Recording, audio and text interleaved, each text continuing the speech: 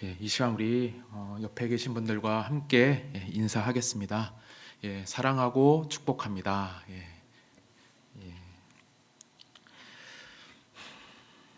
제가 신대원에 다닐 때 설교학 시간에 이런 숙제가 있습니다.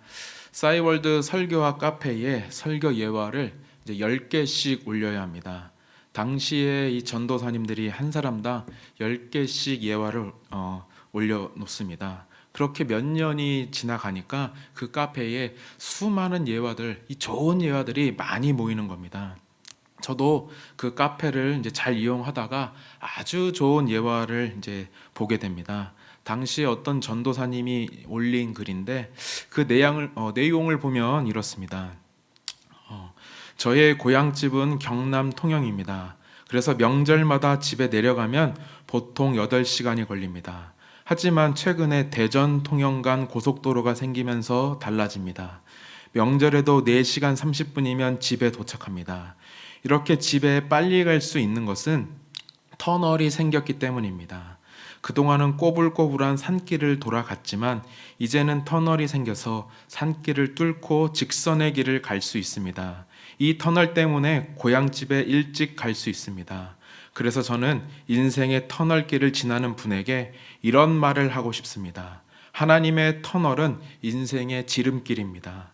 앞이 보이지 않는 고통과 고난의 터널은 하나님께서 계획하신 삶으로 한 걸음 더 빨리 나아가는 터널입니다. 인생의 어두운 터널을 지나면서 고난과 역경이 길면 길수록 우리가 기뻐할 이유가 있습니다. 인생의 터널이 길면 길수록 우리 인생의 길은 한 걸음 더 빨라지기 때문입니다. 그리고 마지막으로 기억할 것이 있습니다. 지금 내가 지나고 있는, 우리 자막 있으면 한번 띄워주시죠. 이 터널은 결코 이터널하지 않습니다. 즉 이 고난의 터널은 결코 영원하지 않습니다. 저는 이 예화를 보면서 아주 큰 감동을 받습니다. 그래서 이 감동을 우리 성도님들에게도 전해주고 싶습니다. 특별히 지금 이 고난과 고통의 터널을 지나고 있는 성도님들에게 이 말을 해주고 싶습니다. 첫째, 지금 내가 고난과 고통의 터널을 지나고 있다면 기뻐해야 합니다. 왜냐하면 이 터널은 하나님의 계획으로 나아가는 지름길이기 때문입니다. 둘째, 우리가 고통과 고난의 터널을 지날 때에도 결코 소망을 잃지 않습니다. 왜냐하면 이 고난과 고통의 터널은 결코 영원하지 않기 때문입니다. 오늘 이것을 기억하는 우리 성도님들 되시길 바랍니다. 오늘 이 시간 고난과 고통 속에 있더라도 이 터널의 의미를 생각하면서 더욱 기뻐하고 큰 소망을 갖는 우리 성도님들 되시길 바랍니다. 특별히 오늘 우리가 읽은 요한복음도 초대교회 당시 성도들에게 큰 소망을 줍니다. 당시에 이 초대교회 성도들에게 큰 고난이 있었기 때문입니다. 당시 초대교회의 배경은 이렇습니다. 초대교회 당시에 사도 요한이 책 3권을 씁니다. 우리가 잘 아는 요한복음, 요한 1, 2, 3서, 요한계시록 이렇게 씁니다. 사도 요한이 이렇게 당시에 책 3권을 쓴 이유가 있습니다. 초대교회 당시 성도들을 괴롭히는 자들을 막아야 합니다. 그리고 고통당하는 성도들을 보호하고 위로해야 합니다. 요한계시록은 로마 황제로부터 고통당하는 성도들에게 소망을 줍니다. 또 요한 1, 2, 3서는 영지주의 이단들로부터 성도들을 보호해 줍니다. 마지막으로 요한복음은 유대인들로부터 고통당하는 성도들에게 소망을 줍니다. 그래서 사도 요한은 요한복음을 쓸 때 유대인들을 의식합니다. 당시 유대인들은 기독교인들을 핍박하기 때문입니다. 기독교인들을 향해서 이단이라고 부릅니다. 예수는 메시아가 아니라고 말합니다. 이러한 유대인들 때문에 초대교인들의 신앙이 흔들립니다. 사도 요한이 이것을 바로잡고자 합니다. 그래서 사도 요한이 요한복음을 씁니다. 이 요한복음의 핵심은 이거입니다. 예수님이 하나님이다. 사도 요한이 이것을 강조합니다. 그래서 요한복음은 마태, 마가, 누가 복음과 함께 4복음서에 묶여 있지만 그 내용이 많이 다릅니다. 마태, 마가, 누가 복음은 공간 복음이어서 같이 묶어서 부릅니다. 이 책들은 비슷한 내용이 많기 때문입니다. 하지만 요한복음은 많이 그 내용이 다릅니다. 공관복음과 겹치는 내용이 5%밖에 되지 않습니다. 이것은 요한복음만의 특별한 목적이 있기 때문입니다. 사도 요한은 요한복음에서 예수님이 하나님인 것을 강조합니다. 그래서 사도 요한은 요한복음에서 독특한 기법을 사용합니다. 그것은 바로 예수님의 선언입니다. 예수님은 요한복음에서 7번 선언합니다. 나는 생명의 떡이다. 나는 세상의 빛이다. 나는 양의 문이다. 나는 선한 목자다. 나는 부활이요 생명이다. 나는 길이요 진리요 생명이다. 나는 참 포도나무다. 사도 요한이 예수님의 이러한 선언을 특별히 기록한 목적이 있습니다. 이것은 바로 예수님이 하나님이다라는 증거입니다. 즉 이것에 대한 설명은 이렇습니다. 방금 전에 말한 예수님의 7가지 선언을 헬라어로 보면 그 형식이 모두 에고 에이미입니다. 이것은 즉 나는 뭐뭐이다입니다. 이러한 선언은 구약에서 하나님이 자신을 나타낼 때에 쓰는 방법입니다. 그래서 출애굽기 3장 14절 상반절을 보면 이렇게 나옵니다. 하나님이 모세에게 이르시되 나는 스스로 있는 자이니라. 지금 하나님께서 말씀하시는 방법이 바로 에고 에이미입니다. 나는 스스로 있는 자다. 이것은 하나님의 능력과 존재를 보여줍니다. 이러한 에고 에이미를 지금 예수님도 사용합니다. 그래서 요한복음 6장 20절을 보면 거대한 풍랑 속에 빠져 죽어가는 제자들을 향해서 예수님이 찾아와 말씀합니다. 내니 두려워하지 말라. 여기서 내니는 곧 나다라는 뜻입니다. 지금 이 말은 예수님이 누구신지 보여줍니다. 즉 이것은 예수님이 하나님이다라는 뜻입니다. 하나님이신 예수님께서 풍랑에 빠진 제자들을 찾아와 건져내십니다. 길이 없으면 풍랑을 밟고서라도 찾아와 제자들을 살려내십니다. 구약에서 물 위를 걷는 것은 하나님만 할 수 있습니다. 지금 예수님이 그 능력을 보여줍니다. 이것은 예수님이 하나님 되심의 증거입니다. 그래서 사도 요한은 초대교회 사람들에게 예수님을 소개합니다. 초대교회 사람들아, 그 신앙 흔들리지 말아라. 예수님이 하나님이다. 초대교회 사람들아, 지금 고통받더라도 그 소망을 잃지 말아라. 예수님이 하나님이다.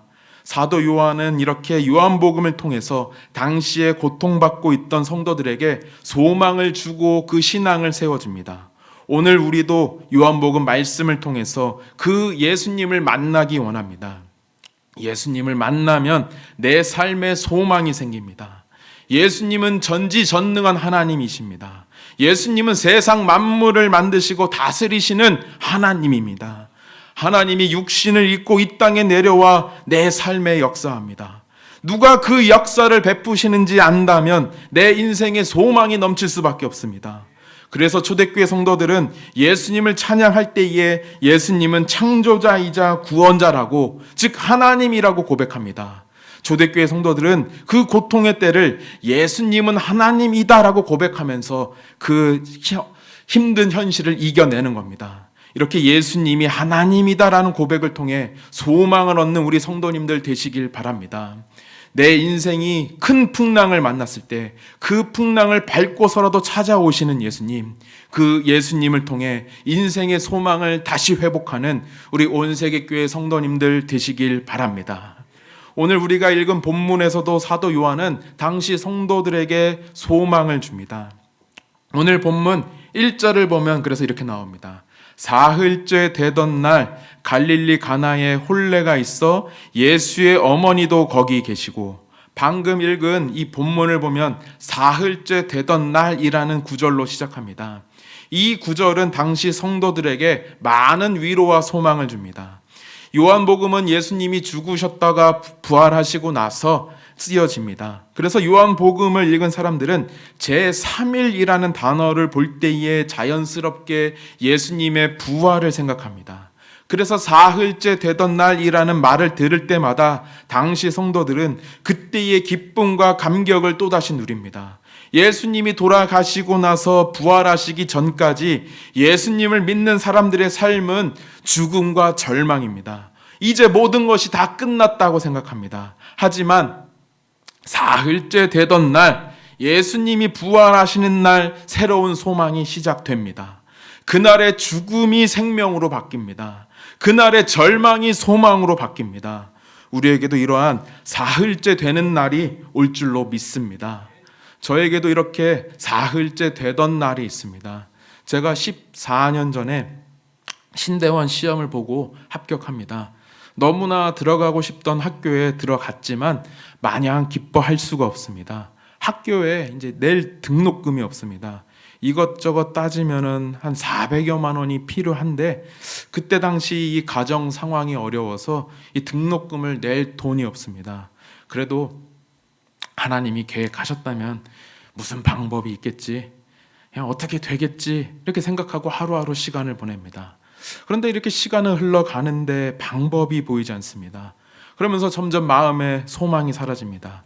이제 마감일이 이틀 남았는데 상황이 바뀌지 않습니다. 그날 저녁에 마음이 너무 답답해서 혼자 길을 걸어갑니다. 제가 인천역 근처에 살았는데 이 인천역에서 제물포역까지 걸어갑니다. 그렇게 걸어가면서 이런저런 생각을 합니다. 신대원 못 가면 뭐 해야 되나? 공무원 돼야 되나? 막 이런 생각을 하는 겁니다. 그때 저녁 8시쯤 어머니한테 전화가 옵니다. 막 우시면서 말씀합니다. 돈을 구했다는 겁니다. 어머니가 어디 가서 돈을 구해 오신 겁니다.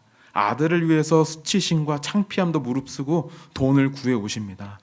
저는 아직도 그날을 잊지 못합니다. 저는 이 날이 저에게 사흘째 되던 날입니다. 그날 어머니가 아니었다면 김기현 목사는 여기 없었을 겁니다. 그날 어머니가 아니었다면 저는 이 자리에 없을 겁니다. 그날에 제 인생이 바뀌고 새로운 소망이 생깁니다. 저는 그날에 한 가지를 깨닫습니다. 이렇게 연약한 한 사람을 통해서도 누군가의 인생이 바뀌고 소망을 얻을 수 있다면 예수님을 통해서는 그 인생이 더 크게 바뀌고 더 큰 소망을 얻을 수 있겠다. 만약 예수님이 작정하시고 만지신다면 사람이 상상할 수 없는 더 크고 놀라운 역사가 일어날 줄로 믿습니다. 인생 역전의 은혜가 일어날 줄로 믿습니다. 이 믿음을 가지고 오늘 이 고통의 때를 이기는 우리 온세계교회 성도님들 되시길 바랍니다. 오늘 본문은 우리에게 이 은혜의 메시지를 줍니다. 사흘째 되던 날에 예수님이 역사합니다. 내 인생의 모든 소망을 잃어버렸을 때, 이제 다 끝났다고 생각이 들 때 그때 예수님이 역사하십니다. 사흘째 되는 날 예수님은 우리를 잊지 않고 찾아오십니다. 인생의 풍랑에 빠진 우리를 찾아옵니다. 길이 없으면 풍랑을 밟고서라도 우리를 찾아옵니다. 그 예수님과 함께 인생의 풍랑을 밟고 유유히 걸어가는 우리 성도님들 되시길 바랍니다. 그렇다면 이 사흘째 되는 날 나에게 일어나는 그 예수님의 역사는 과연 어떤 역사인가? 사흘째 되는 날 모든 것이 완전히 바뀌는 새로운 역사가 시작됩니다. 예수님을 통해서 우리의 인생이 완전히 바뀝니다. 오늘 우리가 읽은 본문의 내용을 보면 이렇습니다. 예수님이 혼인잔치에 초대받습니다. 그런데 문제가 생깁니다. 잔치집에 포도주가 떨어집니다. 이때 예수님이 물을 포도주로 바꾸십니다. 이것은 우리에게 큰 의미가 있습니다. 이제 예수님을 통해서 새로운 시대가 열린다는 뜻입니다. 예수님이 지금 바꾸신 물은 그냥 물이 아닙니다. 오늘 본문 6절을 보면 이렇게 나옵니다. 거기에 유대인의 정결 예식을 따라 2-3통 드는 도랑아리 6이 놓였는지라. 이 물은 정결 예식에 쓰이는 물통의 물입니다. 당시의 유대인들의 마당에는 항상 물 항아리가 있습니다. 유대인들은 샌들 같은 신발을 신고 다니기에 발에 흙먼지가 붙습니다. 그래서 집에 들어가기 전에 발을 씻어야 합니다. 이때 이 정결 예식에 쓰이는 물 항아리에서 물을 떠다가 발을 씻습니다. 또 유대인들은 장로들의 유전에 따라 이 물통의 물로 손을 씻고 음식을 먹습니다. 즉 이 물통의 물은 율법을 상징하고 구약을 상징합니다. 그런데 예수님께서 이 물을 포도주로 바꾸십니다. 이 포도주는 예수님을 상징합니다. 예수님은 제자들과 성찬식을 하실 때에 이 포도주가 자신의 피를 상징한다고 말씀합니다. 요한복음 15장에서 예수님은 자신을 포도나무라고 표현합니다. 그렇다면 이렇게 물이 포도주로 바뀐 것은 이제 새로운 시대가 열린다는 뜻입니다. 이제 구약의 시대는 끝이 나고 우리 예수님의 시대가 새롭게 시작됩니다. 그래서 오늘 본문 4절을 보면 이렇게 나옵니다. 예수께서 이르시되 여자여 나와 무슨 상관이 있나이까 내 때가 아직 이르지 아니하였나이다. 이 말씀은 예수님의 시대를 선포합니다. 예수님께서 지금 자신의 육신의 어머니 마리아에게 여자여라고 말합니다. 아무리 예수님이라도 이것은 좀 듣기가 거북할 수 있습니다. 왠지 예수님이 예의가 없는 분처럼 느껴집니다. 하지만 오늘 본문에서 예수님이 이렇게 말씀하신 이유가 있습니다. 그것은 이제 새로운 시대가 시작된다는 뜻입니다. 예수님이 이제 공생애를 시작하시겠다는 겁니다. 이제 모든 사람들에게 자신이 누구인지 나타내시겠다는 겁니다.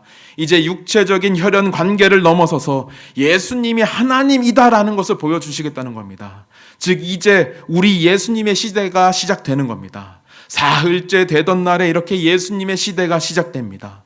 이것은 우리에게 큰 소망이 됩니다. 이제 겨우 요한복음의 첫 표적이 시작되었을 뿐인데 이때부터 벌써 이러한 놀라운 역사가 시작이 되는 겁니다. 이제 앞으로 계속해서 예수님을 통해서 놀라운 기적과 이적이 계속해서 일어나게 되는 겁니다. 그 기사와 이적이 내 인생에도 놀랍게 일어날 줄로 믿습니다. 그래서 내 인생은 이제 시간이 흐르면 흐를수록 날이 가면 갈수록 더욱 좋아집니다. 오늘보다 내일이 더 좋아지고 일주일 뒤가 더 좋아지고 한 달 뒤가 더 좋아지고 1년 뒤가 더 좋아집니다. 그래서 오늘 본문 10절을 보면 이렇게 나옵니다. 말하되 사람마다 먼저 좋은 포도주를 내고 취한 후에 낮은 것을 내거늘 그대는 지금까지 좋은 포도주를 두었도다 하니라. 예수님이 만드신 포도주를 맛보고 사람들이 칭찬합니다. 왜 이렇게 좋은 포도주를 이제 내놓았느냐 물어볼 정도입니다. 지금 예수님의 역사가 이렇습니다. 예수님이 만지면 이렇게 되는 겁니다. 예수님이 만지면 만질수록 우리의 인생은 시간이 갈수록 더욱 좋아지는 겁니다. 과거에 받았던 은혜보다 더 큰 은혜가 우리를 기다리고 있습니다. 그래서 요한복음 1장 16절을 보면 이렇게 나옵니다.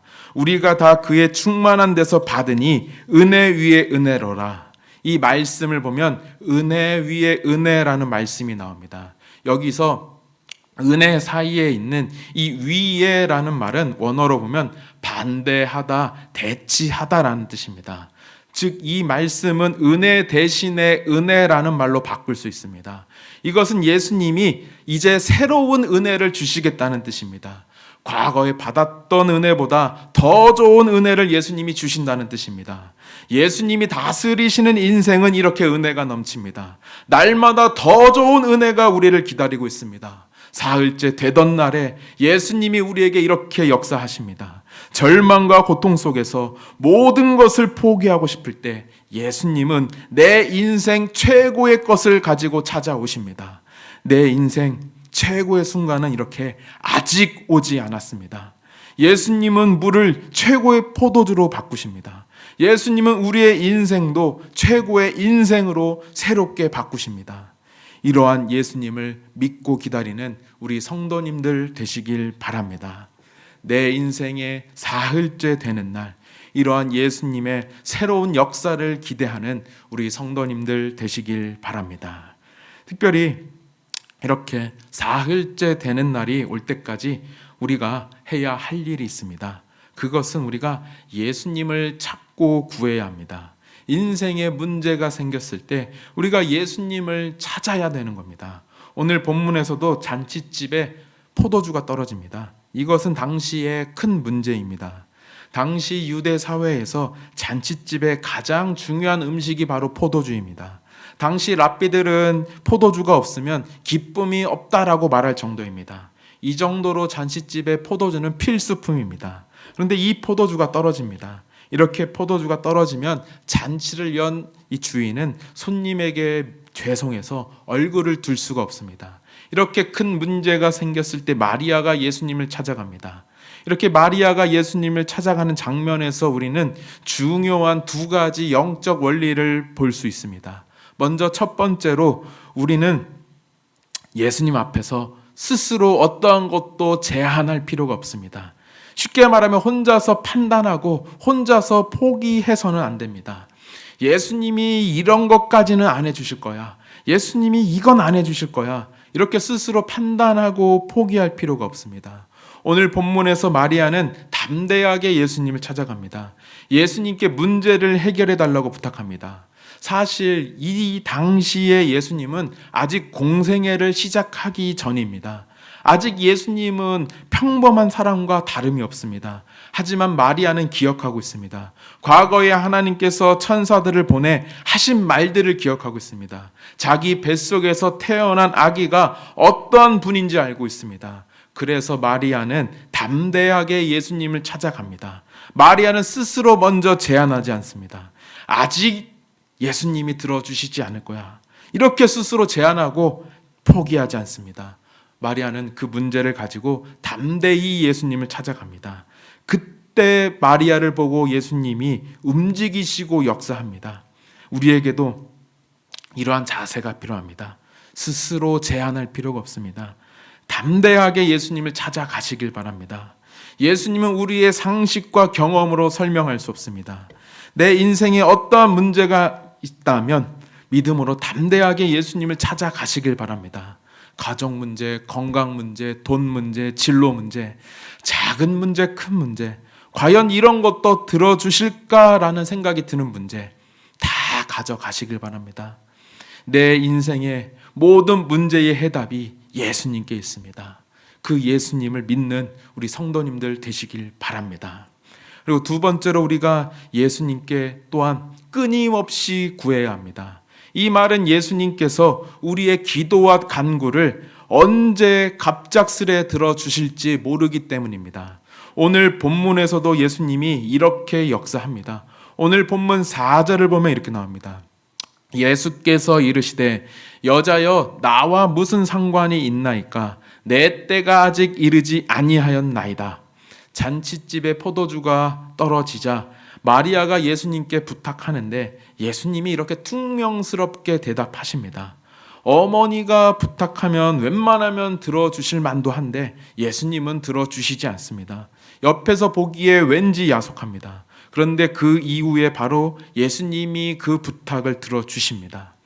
예수님은 왜 이렇게 하시는 걸까? 곧바로 들어주시면 서로 좋을 텐데 예수님은 안 된다고 하시고 나서 그 이후에 바로 그 부탁을 들어주십니다. 이것은 하나님의 때가 있기 때문입니다. 하나님의 때는 분명 실수가 없고 완벽합니다. 오늘 본문에서도 마리아가 부탁했을 때는 아직 그때가 아닙니다. 하지만 그 이후가 바로 하나님의 때입니다. 그때에 예수님이 역사합니다. 좀 더 쉽게 말하면 오늘 철야 예배가 시작한 저녁 8시는 하나님의 때가 아닐 수 있습니다. 하지만 오늘 철야 예배를 마치는 저녁 10시는 하나님의 완벽한 때일 수 있습니다. 이렇게 하나님의 완벽한 계획과 때는 우리가 알 수 없습니다. 하지만 분명히 그때는 다가옵니다. 언제인지는 모르지만 그때는 분명히 옵니다. 그렇기에 우리가 예수님께 끊임없이 구해야 합니다. 우리가 날마다 깨어 있어야 합니다. 이렇게 날마다 깨어서 예수님께 찾아 구하시길 바랍니다. 40년 된 가족 구원의 문제가 어제는 때가 아니었지만 오늘은 그 때일 수 있습니다. 태어나면서부터 지금까지 고치지 못한 병이 어제는 그때가 아니었지만 오늘은 그때일 수 있습니다. 수년째 회복되지 못한 다른 사람과의 관계가 어제는 아니지만 오늘은 그때일 수 있습니다. 이렇게 하나님의 완벽한 때를 기다리면서 끊임없이 기도하시길 바랍니다. 저는 방금 두 가지 이야기를 했습니다. 내 인생에 문제가 생겼을 때 담대히 예수님을 찾아가 구하시길 바랍니다. 스스로 먼저 예수님을 판단하고 제한할 필요가 없습니다. 아직 기도 응답이 오지 않는다고 먼저 포기할 필요가 없습니다. 하나님이 계획하신 완벽한 때가 있습니다. 그 때를 기다리면서 깨어 기도해야 합니다. 우리가 이렇게 구하고 기다릴 때에 예수님이 주시는 기쁨이 내 앞에 예비될 줄로 믿습니다. 오늘 본문에서 잔치집에 포도주가 떨어져 잔치집의 기쁨이 사라집니다. 더 이상 잔치집이 잔치집 같지 않습니다. 하지만 예수님께서는 인간이 상상할 수도 없는 방법으로 그 기쁨을 회복해 주십니다. 사흘째 되던 날에 예수님이 그 기쁨을 회복해 주십니다. 예수님께서 우리 인생에도 그렇게 역사하실 줄로 믿습니다.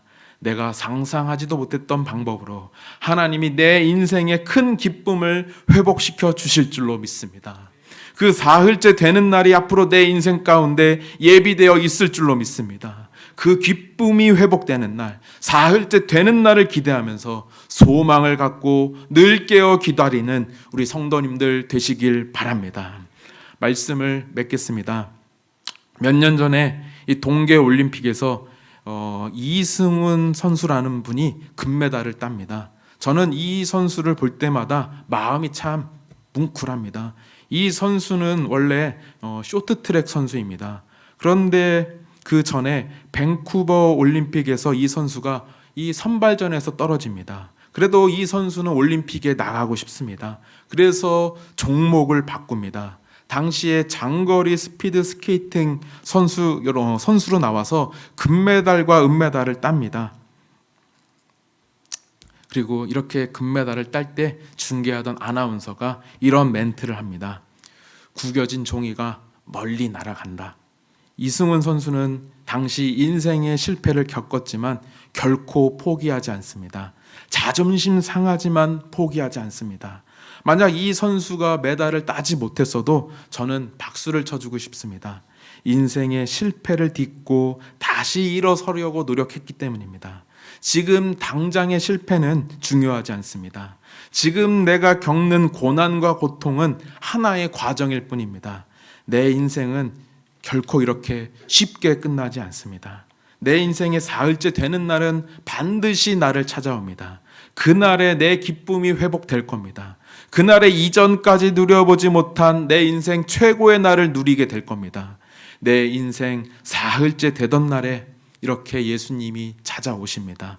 절망의 끝에서 나를 찾아오시는 그 예수님을 통해 기쁨과 소망을 회복하는 우리 온세계교회 성도님들 되시길 바랍니다. 이 시간 우리 같이 한번 찬양하겠습니다.